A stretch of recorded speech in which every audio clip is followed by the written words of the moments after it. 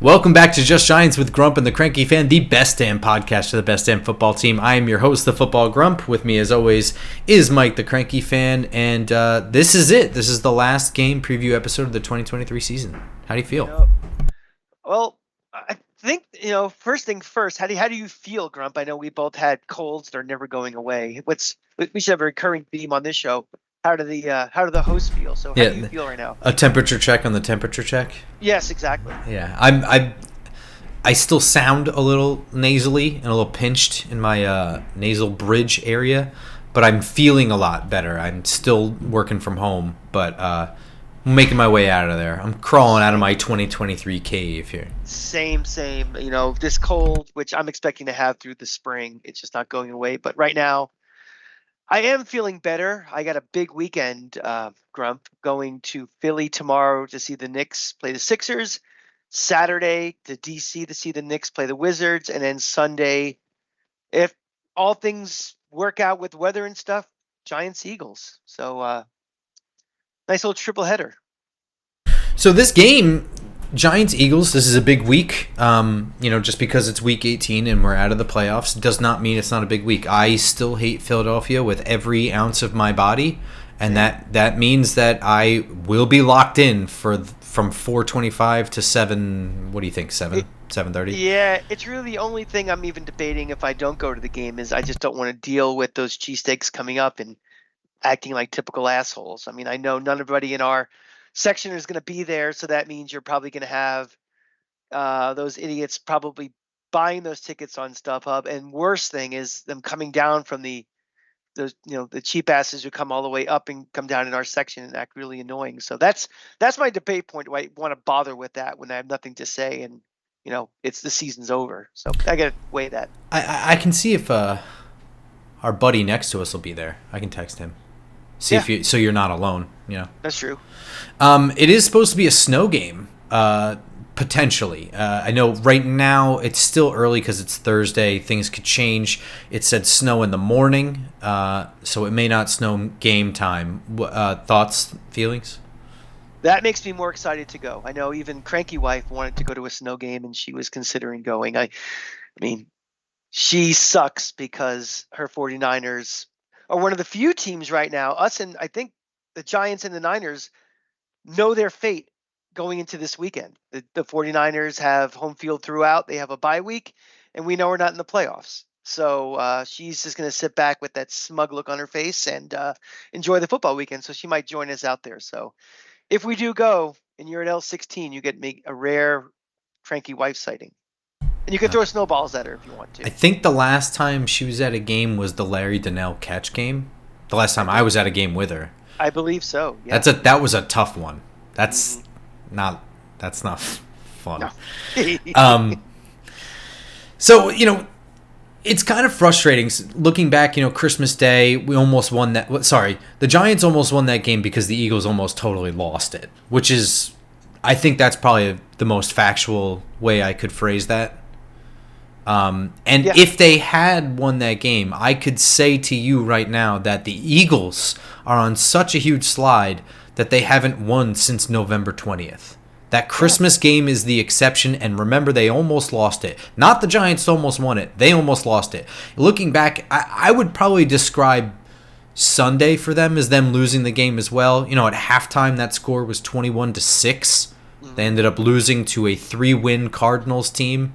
With I think like maybe 20 seconds on the clock, they scored a touchdown to go ahead. Eagles could only muster a field goal. There is legitimate panic in Philadelphia. So I follow Philadelphia accounts. I just don't interact with them just to keep a beat on what's going on there. Yeah. And I've watched it descend into absolute madness. They are going bananas over there. That's you have like the devil on one shoulder and you have the angel on the other, because you kind of I kind of would like to lose this weekend, obviously to bolster the draft pick and all that. But the other side of me is it'd be kind of fun to prevent them having to play in a wild card game and be the reason for that. So there's some conflicting thoughts coming up for this weekend, but I guess, what do you think has been the biggest problem they've had this year? I mean, obviously they have They have different coordinators, but you would think as the season went on, things would start getting better, not worse. Do you think it's a question of somewhat like Hurts being hurt or the defense being the problem? What do you think is the biggest issue with the Eagles right now? I don't think I know what the biggest issue is, but I can just say that I guess the biggest issue is that nobody else seemed to see the cracks, right? Yeah. There were cracks, and by nobody, I guess I mean fans, right? Like, or maybe the front office didn't deem the cracks to be that sufficient, but there's cracks, and I think I did a pretty good job of pointing them out before this year started. I thought I was exaggerating them at the time, but if you really look at all the wins this year, like a lot of them were kind of close. So considering that and this slide at the end here, maybe I didn't exaggerate them. But, you have the coordinator turnover is a massive one. I think losing TJ Edwards in the defense is a huge one. Having to rely on James Bradbury and Darius Slay again as your starting corners, they were hurt early on, and that was kind of like the excuse I think for a little bit. But the pass rush isn't even remotely close to what it was last year. Exactly. I mean, remember, and I don't have a good reason for it. I don't know why that is. Like, they're still really talented. They've stayed up to date. Could be a different scheme with a different coordinator. Who knows? It very well could be. And this isn't a case study in Philadelphia, so I don't know what the issue is. I think Hurts is limited in a capacity where last year we were allowed to see the best version of Jalen Hurts, and I think it's very difficult to tell what is actual progress and what is the result of. It's a team sport, man. Like, it's the ultimate team sport. I always say that about football because it requires 11 guys to be on the same page, winning their individual battles and doing the correct things. So when that happens, it makes everybody look amazing. It really does. And especially the quarterback doesn't get blamed for anything when everything works. So I think that there's all those things involved. They're still a really good team. And in all honesty, they were beating the shit out of us on Christmas early on. And quite frankly, they were beating the shit out of Arizona early on as well. Mm-hmm. But I think, when I watch clips of games and stuff, when I watch them play, I would guess that the biggest problem is that I can see quarterbacks for the other team being able to sit back and make throws, right? I would say so, yeah. Now the question, if we were a healthier team with a starting quarterback, a legitimate starting quarterback, I would feel a little more confident we could actually win this game. But again, if you watch the film with Tyrod Taylor last week, he's fallen back into the I just don't trust him category again. And it does, but let's look back to the last game. Last game, we started Tommy DeVito and pulled him and put in the veteran. And while I made the case, and I stand by it, that that's the better situation to be in, it's always going to be best when you have a guy who is fully prepared, start the game and complete it. Yeah.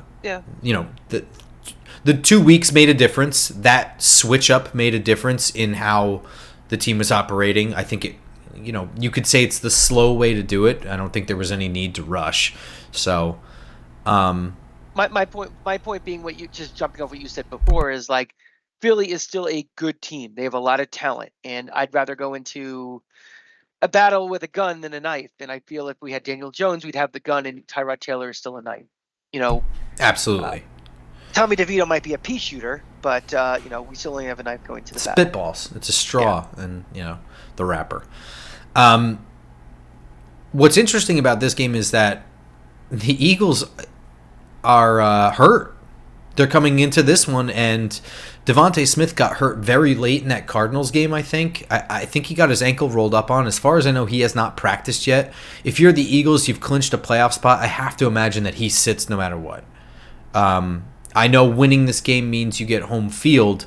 Losing this game means you don't, and you have to play a wild card game. But losing Devontae Smith is... You need him healthy for that game, whatever it is. Whether it's home field advantage or not, you're going to need him. So there's that. Darius Slay is only just now coming back from surgery. He was out on a short-term IR, knee surgery. Do you know if he's playing? I know he's practiced in a limited capacity. My guess would be he might just get a couple of snaps here and there, maybe just to get, so he's not a week rustier going to a playoff game, but I don't expect to see him with a lot of snaps at all. And Jordan Davis has an ankle injury. He's been limited in practice as well. So if you, first of all, I don't care whether Darius Slay plays or not. I think Darius Slay is way overrated at this point. Like, he's a cover corner. I don't think he's a. But he's a starter. But he's a starter. But if he's coming back from knee surgery, I'm sorry, he's not 100%, which means someone can run by him, which I think that some people can run by him even if he were healthy. So I think that's, whether he plays or not, that is a target lock. We can do something with that. And that's a Tyrod Taylor advantage that we have that we didn't have with Tommy DeVito, is you have seen since he's been back, we have seen Jalen Hyatt, we have seen Darius Slayton twice get loose behind corners. So that might be. We only need to hit like one of those in this game to make a real difference in this game, and at least the threat is there that they have to consider it. Theoretically, having that threat should open up things like the run game, and it should open up things like Darren Waller. It's probably more likely to open up things like Darren Waller than it is the run game. I know that Arizona was able to run on them. We stink. As a running team, we are very bad. 16 weeks of evidence with this offensive line and one of the best running backs in the NFL, and we just cannot run the ball for whatever reason. I don't all of a sudden magically expect to do it this week. I really don't. Though I will say, Jordan Davis, if he can't go, that would be a something. It would help. Something. Hey. Not going to hurt. And when I look at the Giants side, Jason Pinnock might not play. Looks like his toe injury. I guess it's a toe. I thought it was like a whole ass foot and ankle, but I guess it's just a toe injury. He hasn't practiced yet this week, I don't think. But other than that, it looks like Deonte Banks might play, which is something we didn't have last week. So, yeah, I would say injury advantage other than the quarterback one. We would have that advantage. Yeah. We're coming into this pretty healthy. It'll be interesting to see how we deploy personnel. I mean, I don't think we're not going to go into this game, in full tank mode, obvious tank mode. The starters are going to play. They're going to play, their snaps. The question is going to be coming, second quarter or coming out of halftime, and we're down 14 or we're down 17. Do we see guys like, veterans, the Dexter Lawrences of the world, all of a sudden being rotated out and not coming back again? Because again, it'd be great to beat this team, but I think once victory seems like it's going to be more and more of a remote chance to actually happen, I think you might see liberal substitutions for a different prize other than victory. Something will never be said, but actions will speak louder than words. Yeah, and I think I agree with that. I think we all should agree with that. I think that's the prudent way. I mean, if victory if it's there, go for it. I just see, like, I don't know that my threshold for it's there is the same as theirs. So yeah, I think when it's out of reach, we'll see. But like, I know it's hard. We don't really have a whole lot of precedent of that happening. And there's a couple games that were super duper out of reach. Now, they were earlier in the season, so you don't want to give up on stuff when every win counts. But we've had arguments on trains, like, why the hell is Daniel Jones getting clocked around right now? Well, that's when we do our postmortem on this season and we kind of talk about the coaching staff, all the good things they did and all the bad things we did. That topic will be brought up by me. But what is that threshold? Is that threshold they're down 2 scores or 3 scores? Is it they're down 13? I don't know what that's going to be, and that'll be interesting to see where that line is. So what I'm going to say to you is, here's my prediction and thought. Okay. Unless we're down 4 scores, I don't think anyone's coming out before halftime. I think they'll make their decisions at halftime, whether people come back out or there's like they'll come out for one drive, right? Like if we get a stop on defense and then score a touchdown, okay, then they can stay in. Oh, we did it again. Oh, now it's only a 2-score game, then they stay. But it's like they do that one drive.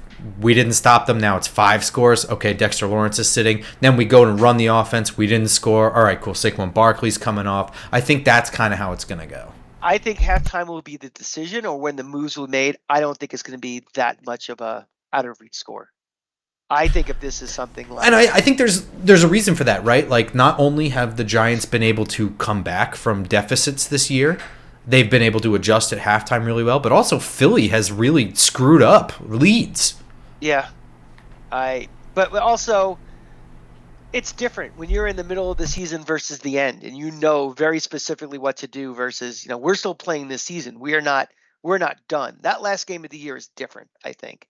I think that that hope they can come back, and that, quite frankly, that want to come back may not be there at the very end.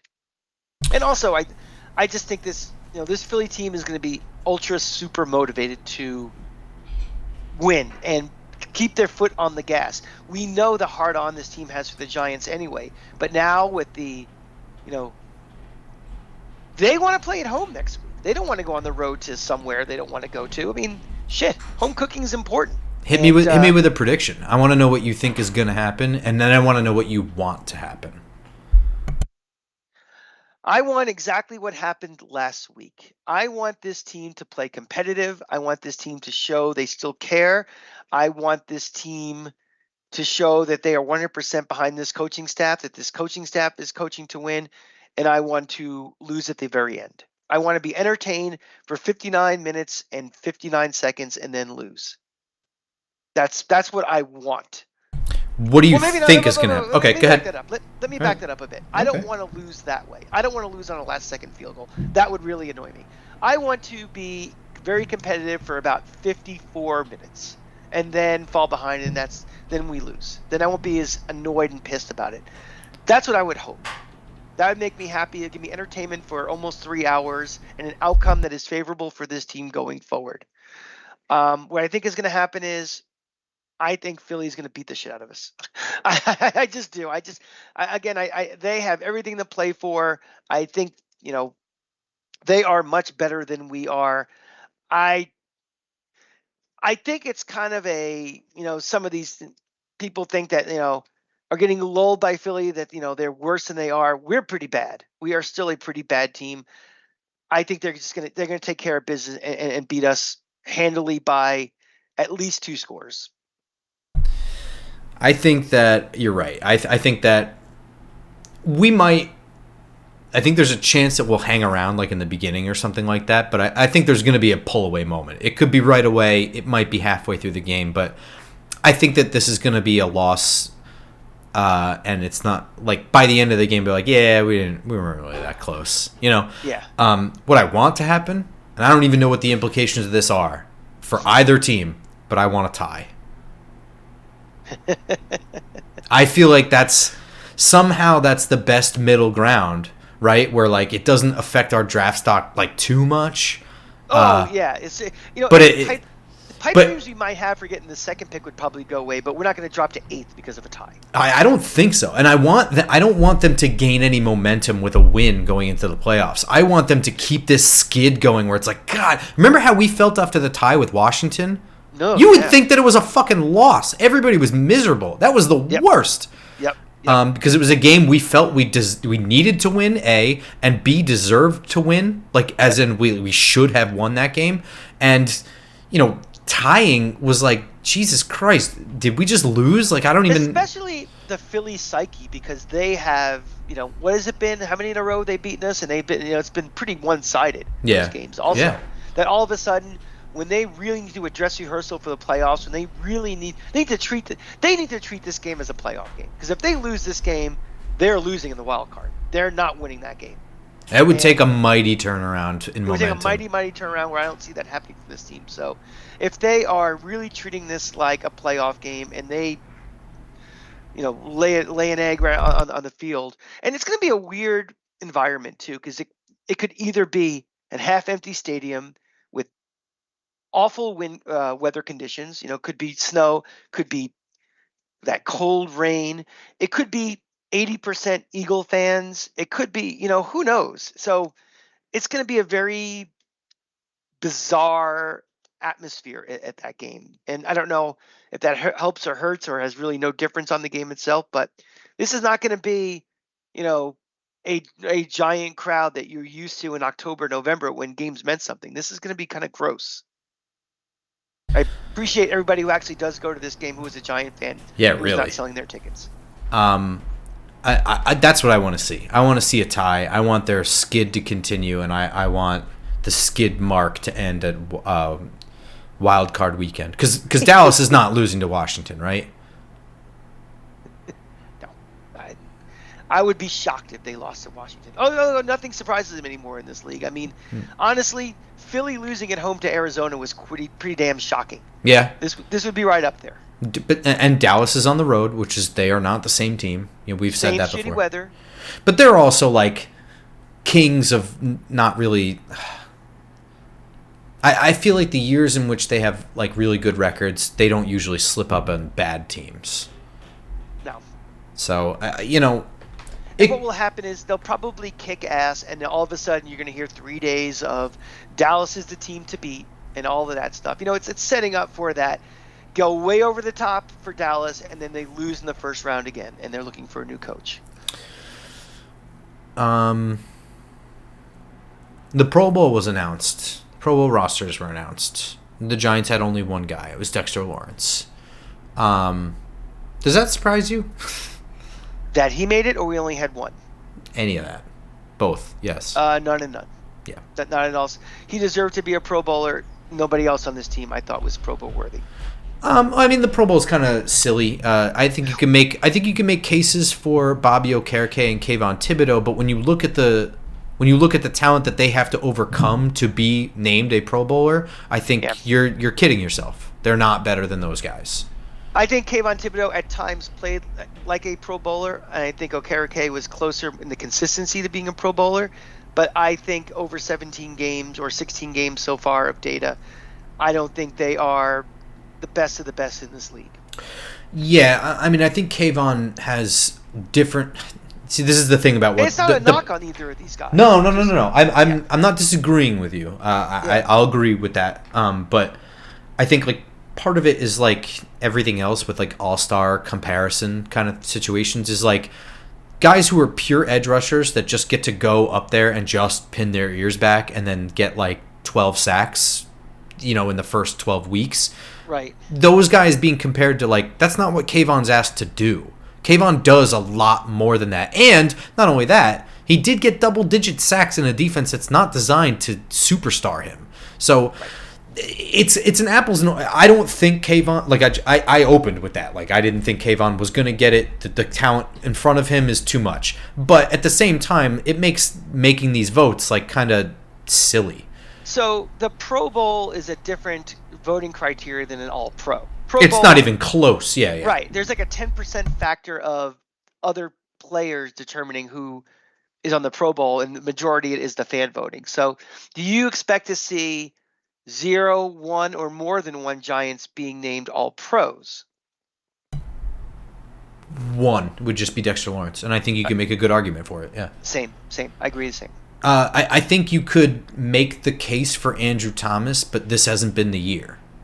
It's not this year. He's been hurt. But I mean, as far as like guys on the roster, some other guys that finished well for the Giants were Saquon, Jamie Gillen, and Nick McLeod as a special teams. Saquon, I can't vote for Saquon. No way. I can't. For reasons we talked about, in last episode. And I don't even want to vote for Jamie Gillen. I'm not saying he had a bad year, but like the whole special teams as a whole was garbage. Nick McLeod is a very good special teams gunner, like really good. It's why I've wanted him back because he's a decent depth piece when he has to play corner. But as a special team starter, he's very, very good.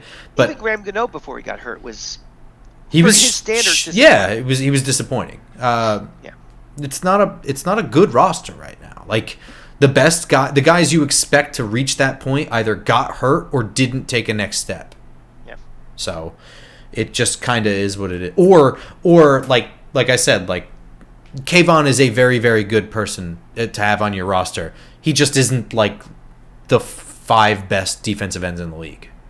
He's also in his second year too. Very true. Yeah. I don't want people to start giving up on Kayvon and guys like him. Like, I think Kayvon had a great second year. Sure. I'm happy with it. Yeah. Of course, absolutely. Just again, because we're not saying he's a Pro Bowler or something. That's like, it's like relax. It's his second year. Jason Pierre-Paul, I don't think was good until his third year, right? It felt like it took a while for his progress. Yeah. I mean, he was whatever, doesn't matter. Um, I as a side note, I think Pro Bowl is stupid. I don't see the need for like it. There's all pro already. I don't know what a Pro Bowl. Well, because there was a game that at one point people halfway cared I, about. I'm Now just it's saying, like become, now, yeah. like it's like how do we save this thing? It's like, why?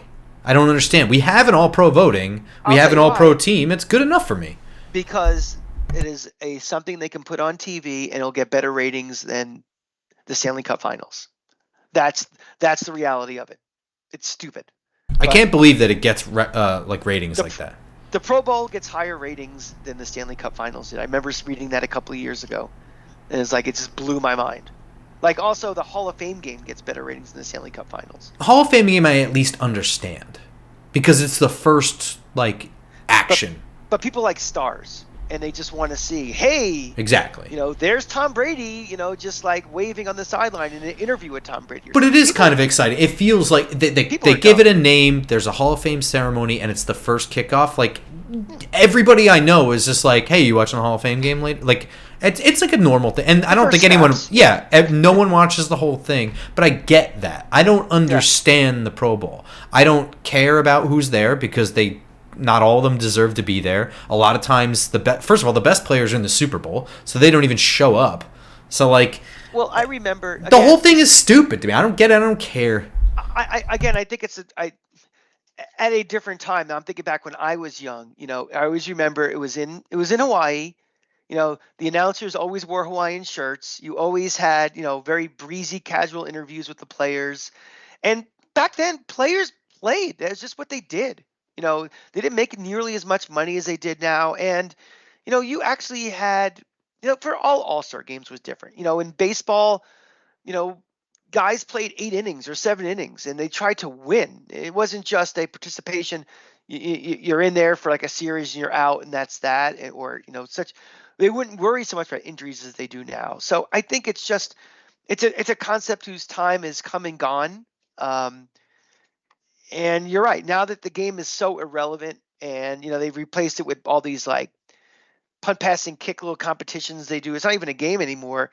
There is no more purpose for naming a separate team, unless of course they want to. Again, they want to keep the fans engaged because every time you log into NFL.com and you click, there's advertising opportunities for you and engagement things and all this stuff what they love. So there's method behind their madness. It just doesn't make any sense from an actual on the field or interest standpoint from the fan. I've always felt like hockey had the coolest All Star Week. Back in the day, they had like those skills competitions, and I used to watch that All Star game like every year. I love the baseball one back in the day because baseball is the one sport there's really no difference in playing an exhibition baseball game than a regular season game. Like That's kind of true. obviously Yeah. in basketball they play zero defense. In football it's very obvious you're not doing the same things you normally do. In hockey they don't play any defense at all, so it's just scores like 11-10. But baseball was actually you're not throwing 60-mile-an-hour fastballs. They're trying to get guys out there swinging just as hard as they are. They're diving for balls. It felt like a real game. And the other ones are just the honor of being named is more important. Leave it at that. You're named an all-star, great, and just take a week off and then come back and get ready to play. In other superfluous awards, what is it? What are those the high school superlatives? Saquon Barkley was named the Ernest DeCourcy George Young Good Guy Award, Media Good Guy. I actually thought that was going to go to Darius Slayton. I know he did that whole like training camp day like diary thing with Dan Duggan for The Athletic. I thought that was really cool. Gave a lot of insight to like the behind the scenes and locker room kind of stuff. But Saquon won it. Yeah. Saquon's a good guy. I mean, very honestly, he is in a very, very tough position right now. And it's been like that since last year where he is a very popular player. He's a very nice guy. He's a very, he's a team guy, but he's in a situation that because of his star power and because of his reputation, he may not have a spot on this team anymore. And it's unfortunate, but he's handled this with class, and not only class, he's handled it exactly as a fan would want to hear things. We've gone to an era now with player empowerment where they care more about their brand than they do their image. And that's a big, big difference between the two.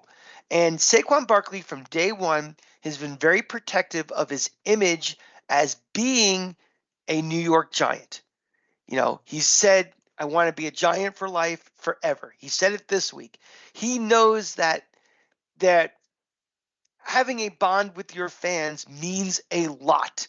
Your brand is you're just trying to get yourself out there and you're trying to create something that doesn't mean it's you, the person, as opposed to you, the football player. He is more concerned about him, the football player, him, the New York Giant.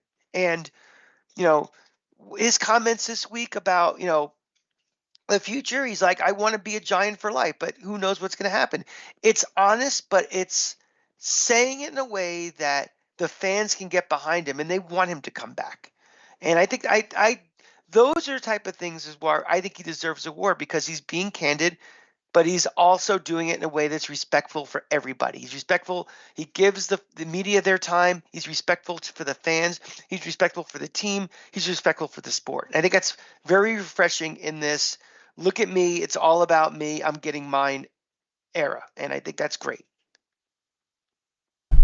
It is, yeah. So when he received the Media Good Guy award, he kind of launched right into a press conferencing where he talked about all that stuff about how he wants to be here forever.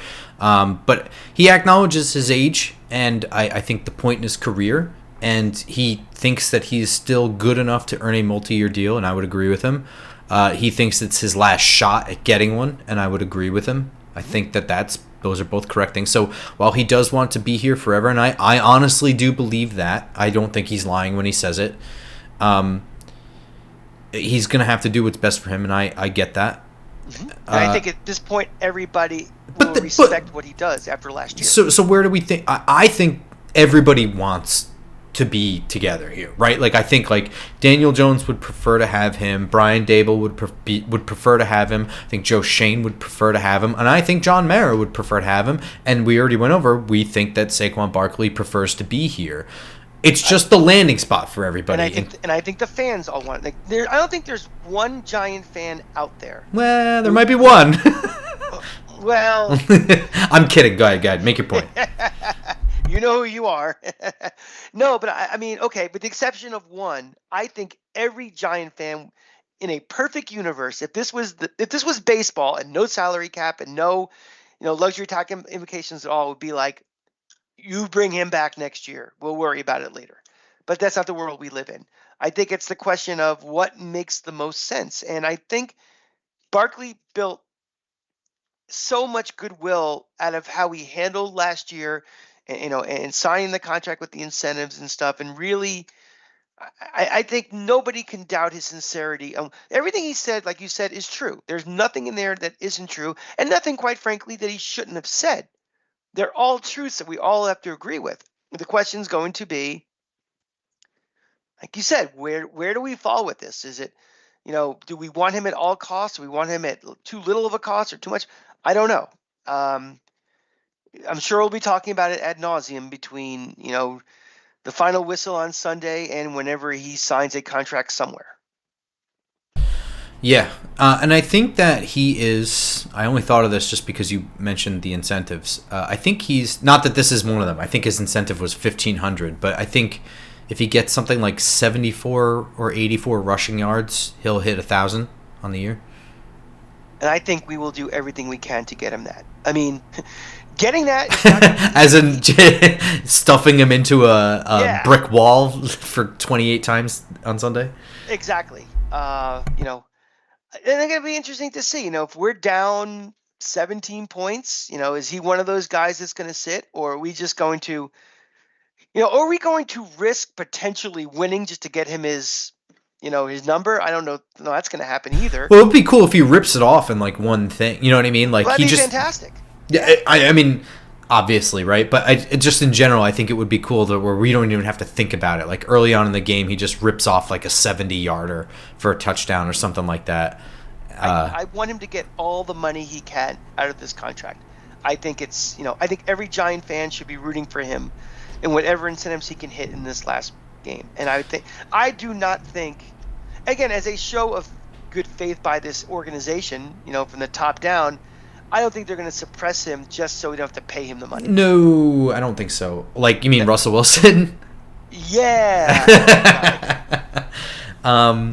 I think the incentive is $1,500 though, so I don't think he's getting the incentive. It's just an actual benchmarking.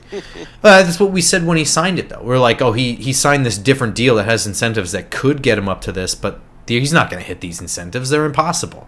And the moment he had the high ankle sprain, all of them were out. That was all done, for sure.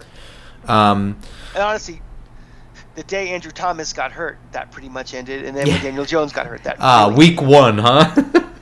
Well, we weren't talking about the 7 blocks of granite offensive line, and then when the best player gets hurt right away, that pretty much started the recalibration of what the season was going to be, and then everything obviously snowballed. Last thing, all the assistants were asked what they thought of their future. Main ones obviously are Bobby Johnson, who just was like, I'm focusing on the game. Thomas McGahee was like, well, I have another year left on my contract. That is an accurate statement. Every assistant does. That is true. And then Wink Martindale, obviously got a lot more special treatment. They asked him a lot more questions. I don't think that he said anything different. I don't really have anything to say about it. Do you? If you want to read the tea leaves, him saying, I expect to be here next year, I think tells you a lot. Yeah, I think the exact quote is, I don't know why I wouldn't be here. That makes it.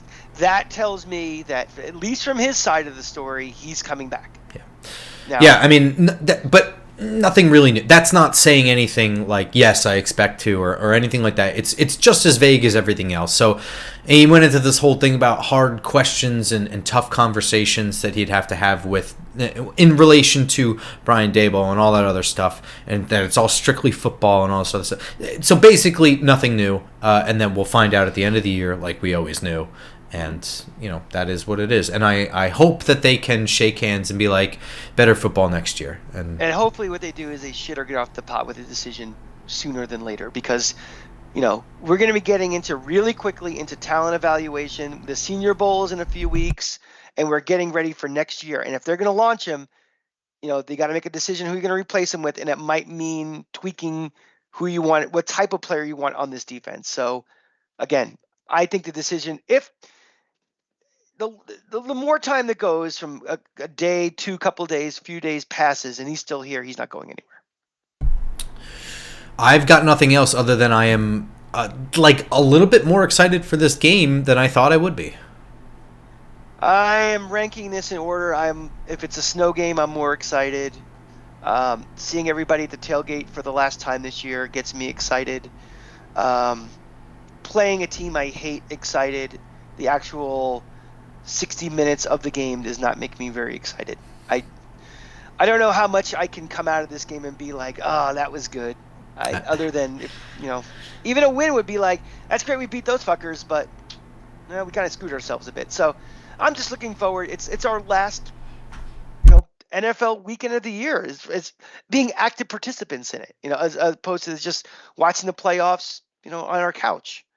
And it's sad. It happened too fast this year. The season flew, didn't it? So much went on, and it seems like it's over already. Yeah. It always seems that way, though, because with all the work and going from preview to review episodes, and the next thing you know, it's like I went to one day of work, and it's Friday, and now and we're sick because we went to so many games, and we traveled around, and, it's over. Yeah, it's sad, but, a cycle of draft seasons around the corner, so this is just a fun, friendly reminder. I have a separate YouTube channel, the Football Grump channel.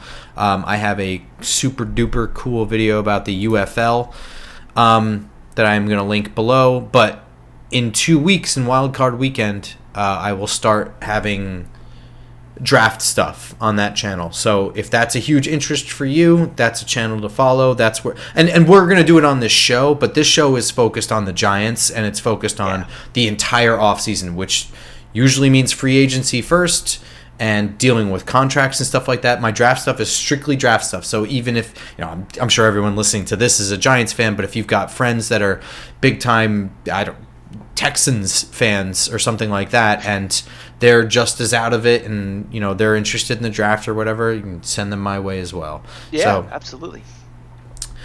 So that's going to do it for this, and we will see you all on Tuesday morning with our final recap game episode on iTunes, SoundCloud, Spotify, and of course YouTube. And then following that will be our year-end recap with a special guest, all in the same places as well: iTunes, SoundCloud, Spotify, and of course YouTube. In the interim, you can follow us on Twitter at @football_grump and @the Cranky Fan. And until Tuesday, go Giants.